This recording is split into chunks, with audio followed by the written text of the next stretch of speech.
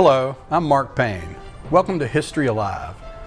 History Alive is a program of the West Virginia Humanities Council that brings historical figures to life through portrayals by presenters who have conducted thorough research into their character. The Humanities Council makes these characters available to nonprofit organizations across West Virginia, such as schools, libraries, historical societies, and a wide range of civic groups. The Council pays a presentation fee for each character and asks only that host organizations cover the travel expenses for the characters, if at all possible. History Live is designed as an interactive experience between the character and the audience. We encourage your organization or school to host a presentation and bring a figure from history for a visit with your audience or students. Having someone like Robert E. Lee or Madame Bailey come to speak to your group can breathe life into these important people from history and make them more real. Nothing compares to the live in-person visit. Each presentation consists of 3 parts: a monologue, a question and answer session with the character, and then the presenter breaks character to answer questions about he or she conducted their research.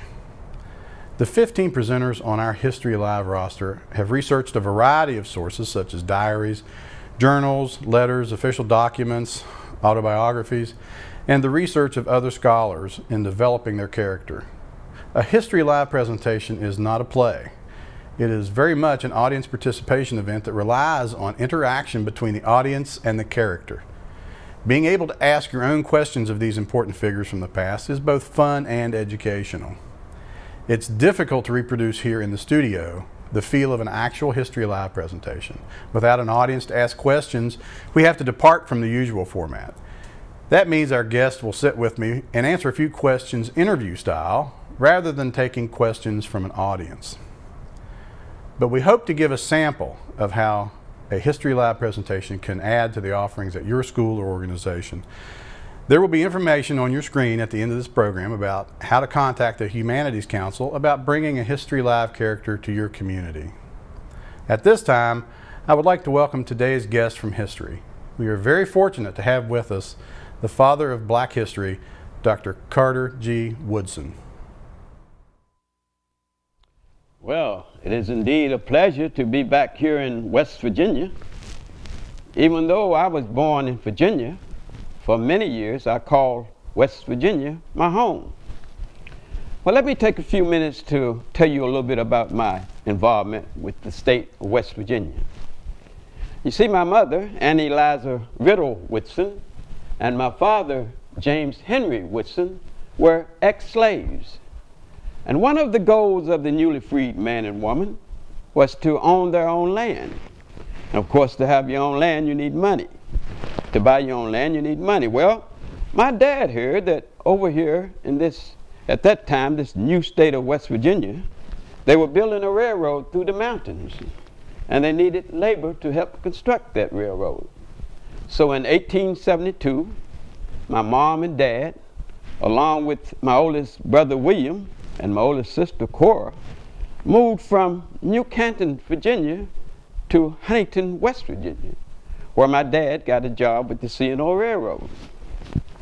As was customary during those days, my mom earned money by doing domestic work, washing and ironing for certain families in the community. Well, they worked very hard and saved their money, and in just 2 years, they had accumulated enough funds to move back to Virginia and purchase 21 acres of land. Well, they moved back in 1874, and I was born in 1875. So you see how close I came to being a West Virginian? Well, nevertheless, throughout my young childhood and young adulthood, I often heard the word West Virginia mentioned in conversations on my mom and dad's farm. Sometimes in the evening after dinner, sitting around the dinner table or out on the front porch, the older people would entertain us younger people by telling us stories. Some of the stories were made up, but some was true history. Well, during those stories, I often heard the word West Virginia mentioned. Also, from time to time, there was be a group of men coming through our area, young African-American men, headed over here to West Virginia to find work. You see, at that time, there was a migration of young, mostly men and women out of Virginia, coming over here to West Virginia to find employment.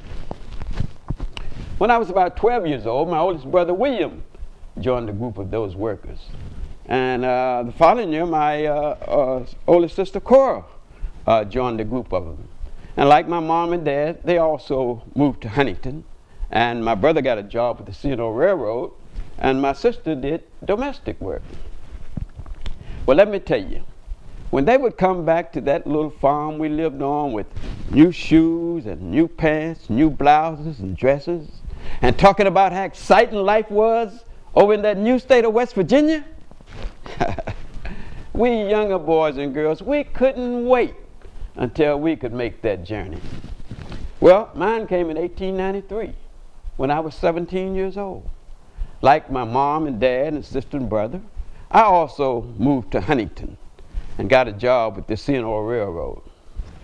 Well, at first I worked between Charleston and Huntington. Then I heard that further up in the valley, they were building a branch line off of the main line, and they needed workers for that project. So I had joined my brother. At that time, my brother and I, we actually transferred there, up there, and they approved our request. They shipped us up to a little town called Thurman in Fayette County. Well, during the day, we would go up the mountainside, cutting down trees, pulling up stumps, bringing in gravel and leveling the hillside so that we could then lay the tracks and rails for the trains. Well, after we would go back in the evening, we would entertain ourselves by going over to the train station to watch the trains come in. That was the way we entertained ourselves those days. No television or radio or computers. So it was very exciting going over watching, see who was coming in off the train, who was getting on the train, especially the freight trains, bringing in all the new tools and gadgets. Well, as we would go over and watch these trains come in, we began to notice a lot of people coming in on these trains. So we decided to talk to some of them and find out where all these people were going. And after talking to some of them, we found out they were going to work in a business that had begun to boom there in Fayette County. And that business was the coal mines. You see, the engineers and geologists, they always knew there was coal in the mines, but they didn't have any way of taking it out, other than what they could put on flatboats and drift down the New River to Charleston and to heat homes in Charleston and cities below that, and for the salt factories. But now that they had a vehicle for taking out this coal, little towns and little coal mines began to spring up all along the C&O Railroad there in Fayette County. Well, my brother and I, we decided to talk to some of these coal operators and find out if maybe it's more feasible for us to be coal miners as opposed to railroad workers. And after talking to some of them, we decided it was. So after that, I became a coal miner. And that's the garments I got on today. This is the lunch bucket that the coal miners would carry their lunch in, a carbide hat that we would use back in the mines to help us to see. Well, you know, I've gone on to be a very famous person, known all over the world now. And I often tell people it was in that little coal camp that I got started on the path that led me to fame. Now that story goes like this. In that little town there was a very unusual man, a man by the name of Oliver Jones, a former cook in the Civil War. Well, Mr. Jones was unusual because he couldn't read or write, but he owned books and subscribed to newspapers. Well, Mr. Jones is one of those people who try to uplift the community he lives in. In the evening, Mr. Jones would push all the furniture out one room of his house. Then he'd bring in chairs and tables and knickknacks, and he'd do little programs. Well, there was a job title at that time that Mr. Jones was trying to fill.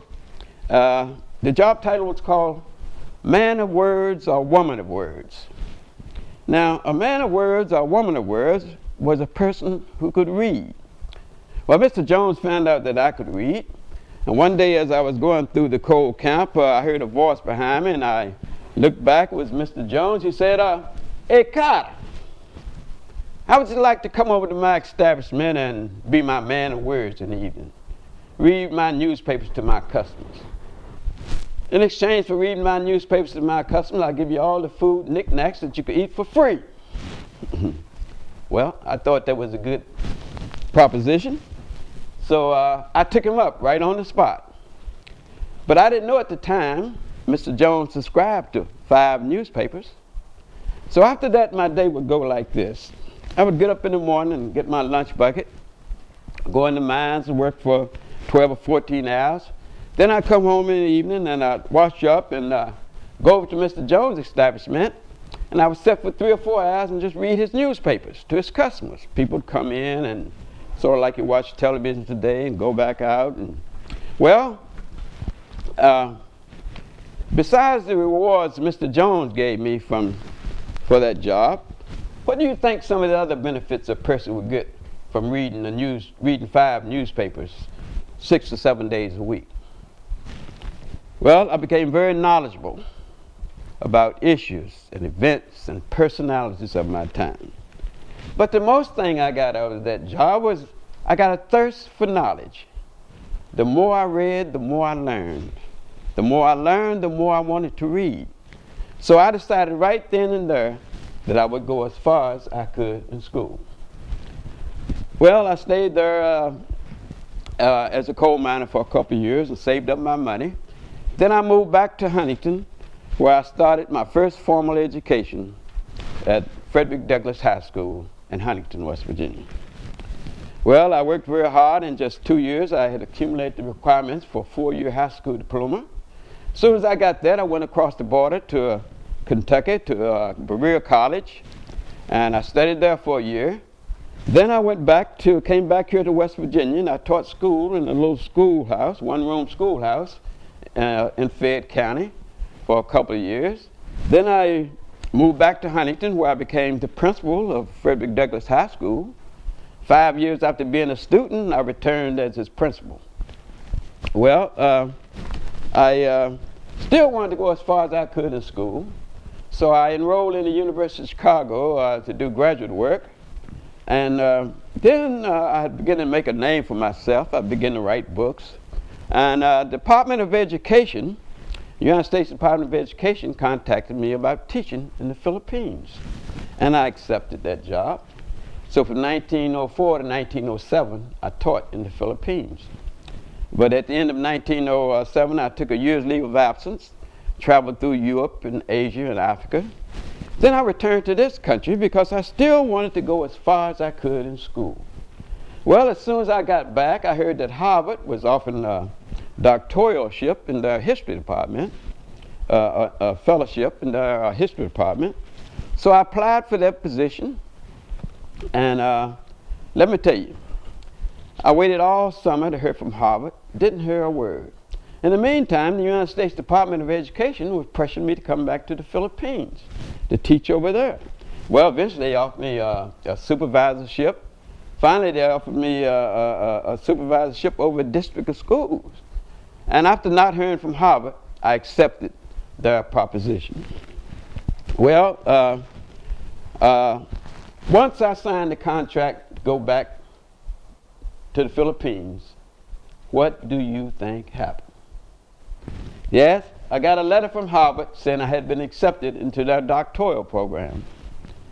So, well, I had a dilemma on my hand here now because I've signed a contract with the United States Department of Education to go back to the Philippines, but in my heart, I really want to go to Harvard. Well, I found out there was one thing I had to do before going back abroad, and that was I had to pass a physical examination. And it so happened I had a cousin in Huntington who was a doctor, and I went to him for my physical. Now, what do you think happened? Right. My cousin wrote on my application, said, it'd be suicide to send this man back abroad at this time. Well, he wasn't dishonest. I was having some stomach problems. But anyway, to make a long story short, at night I went on to Harvard, had a lot of problems, especially along the color line. But I was determined, and to make a long story short, in 1912, I became the first person of slave parentage to earn a Ph.D. in the United States of America. Well, needless to say, I didn't have to go back in the coal mines after that. I took a job as a school teacher with the Washington, D.C. school system. Then I became a professor at Howard University. And that just about concluded my work here with West Virginia, except for one other thing. In 1920, the governor of West Virginia offered me a position of president of West Virginia State College. As I said, I had begun to make a name for myself. Well, I told him I was very appreciative for that offer, however I couldn't take it at that time.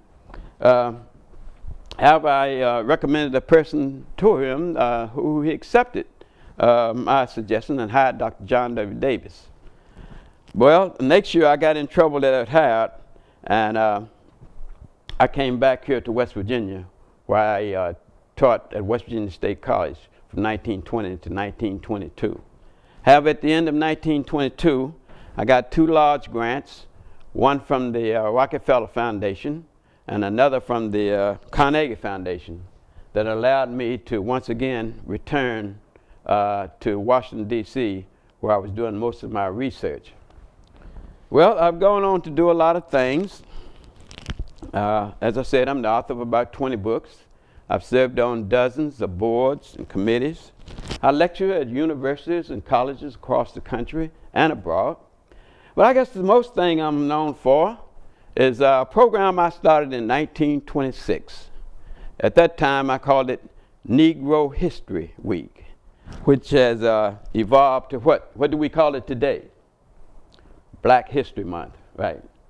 So, as you can see, I've gone on, I've did a lot of things. I'm a very hard worker, but I'm never working too hard or never too busy to come back to talk to a group like yourself, especially in a state that I once called home, and that's the state of West Virginia. We're back with Dr. Carter Woodson, who has agreed to answer a couple of questions today. Dr. Woodson, I'd like to welcome you to our program today. Thank you. In 1926, you started Negro History Week. I'd like to ask you, what was it that motivated you to start Negro History Week?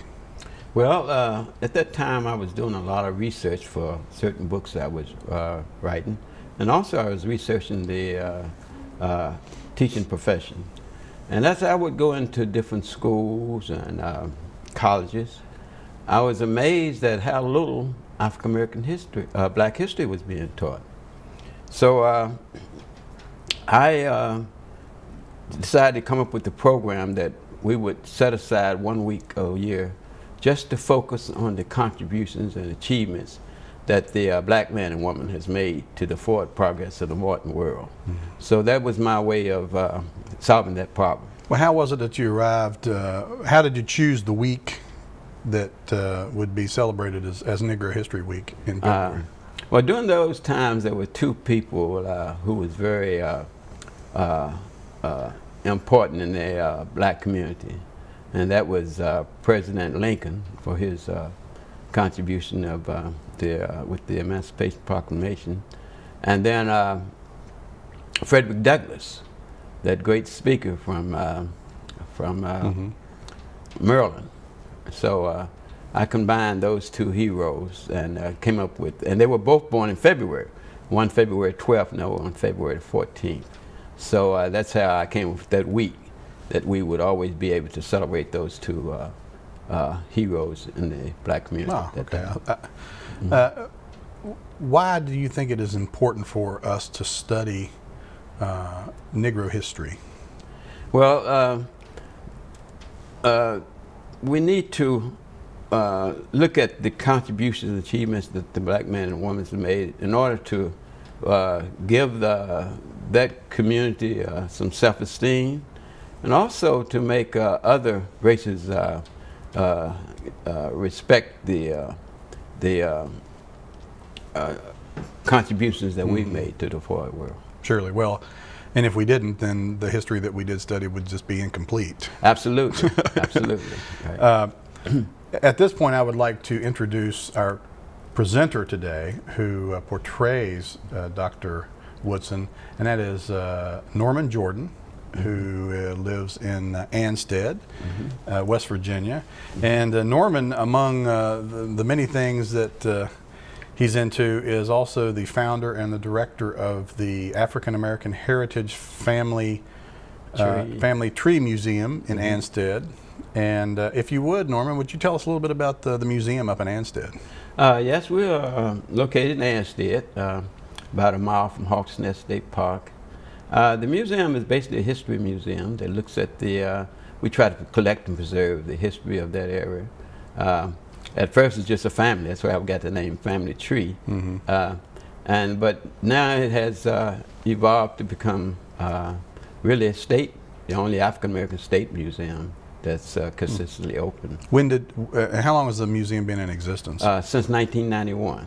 We're going into our 12th year. And because I know I've seen literature and information on the museum from everywhere, from the West Virginia Association of Museums and other sort of networks that I know that you're tied into. And do you have are there any annual or major events or exhibits and sorts of things? What are some of the types of programs or exhibits that you have there at the museum? Okay. We do an annual community program. We call it a community program, where the community comes in. It's a free day. And usually we will look at some history event or some personality from history. For instance, Joseph Bundy, who does History Alive, has been to our museum to present Booker T. Washington. Right. Karen Varanche has been there to, she did Pearl Buck for us, and also Mother Jones. We have in singers. Sometimes we do a special exhibit. Once we did, the governor came up and presented us with a small donation, the check. All right. And we did a program around that. So we try to involve the community and at the same time keep on our mission of preserving and collecting the history of African Americans in the state of West Virginia. And it's a wonderful facility for sure. I want to get back just for a quick second about some of the things with Dr. Woodson. And now, when we were talking and you were in character as Dr. Woodson, he started Negro History Week in February, which then was expanded into Black History Month. Because you were in character, that's one of the challenges of this show, is treating folks in the time period that they're actually in from history. And so he wouldn't have really, Dr. Woodson wouldn't have been aware of Black History Month in his life. No, it was called Negro History Week until he passed. He died in 1950. In 1976, President Jimmy Carter changed it to Black History Month. Okay. And since then it's been known mostly as Black History Month. I tell a joke, sometimes we said, why February, old broke down month, only got 28 days cold. But some people are now looking at it, maybe extending it beyond a month, to try to make it which it should be, a year-round program. Absolutely. But originally it was Negro History Week, and he chose it because of Frederick Douglass's Frederick Douglass and President Lincoln's at that time. Birthdays. Okay. That was their birthday was due in February. Right.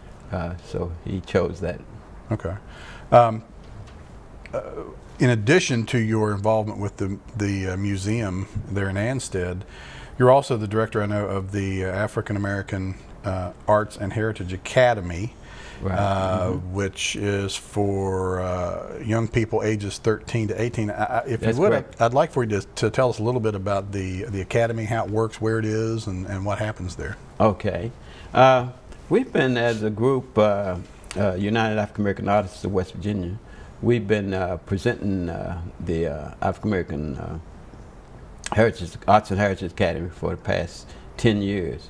We started off doing it over in Martinsburg, when the National Guard let us use one of their pilots' barracks to house our young people. We have 40 young people, about 18 staff, and every year we do it. We raise the money, we select the guest artists, we recruit the students, and as I said, we were doing it in Martinsburg, but after 9/11, we couldn't go back on the base. You know, they then restricted the base to just military personnel. So for the last year we did it at West Virginia University on their campus, and this year we will return to West Virginia University. The academy is for, as you said, young people 13, 18 years old who are interested in dance or theater, visual arts, music, and we just added a workshop, arts technology, the audio-video workshop. Last year they did their own film. They made a CD for a rap group. So, All right. So it's becoming more up to date with that. How long does the academy run? It runs 1 week. This year it's, in 2003, it's July the 6th to the 12th. And it's always, I'm assuming that it's always in the summertime that it takes Right, place. is it right. not? We call it a summer school. Okay. Yes. How did you do your research on Carter Woodson? What sources did you go to find information on this man? I read, I went to the library of, at the University of Chicago. I went to the library. I read as much as I could find on him. There's several books, you know, that treats his life works and his life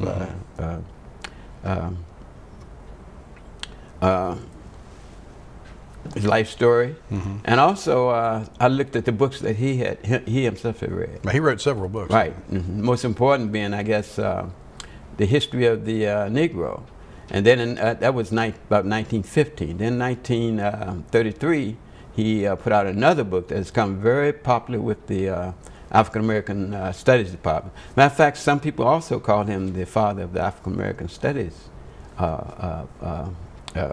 movement. Field. And that was the miseducation of the Negro. It's now a textbook in almost every African American Studies Department in colleges across the country. Okay. Well, I'd like to really thank our guest today, excuse me, Norman Jordan, for taking the time and being with us. Norman is one of the members of our roster of History Alive characters, and so I want to thank Norman for coming down from Anstead today.